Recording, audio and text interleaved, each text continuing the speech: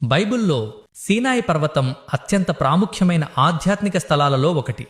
మోషే కాలంలో ఇది దేవుడు తన ప్రజలతో నేరుగా మాట్లాడిన స్థలం. ఇక్కడ దేవుడు తన ప్రజలతో ఒడంబడిక చేసుకున్నాడు. ఇప్పుడు మనం ఈ పర్వతాన్ని గురించి కొన్ని ప్రాముఖ్యమైన విషయాలు తెలుసుకుందాం. ఈ పర్వతం ఈజిప్టు మరియు ఇస్రాయేలు మధ్య ఉన్న సీనాయి ద్వీపకల్పంలో ఉంది. దీనిని హోరేబు పర్వతం అని కూడా పిలుస్తారు. ఇది దేవుడు తన ప్రజలను విమోచించడానికి మోషేను పిలిచిన స్థలం. మండుచున్న పొదలో నుండి దేవుడు మోషేతో మాట్లాడిన స్థలం. దేవుడు తన ప్రజలైన ఇశ్రాయేలీయులతో ఒడంబడిక చేసుకున్న స్థలం. 10 ఆజ్ఞలతో కూడిన 2 రాతి పలకలను దేవుడు మోషేకు ఇచ్చిన స్థలం. 40 దినాలు ఉపవాసంతో మోషే దేవునితో గడిపిన స్థలం. దేవుడు ధర్మశాస్త్రాన్ని ఇచ్చిన స్థలం.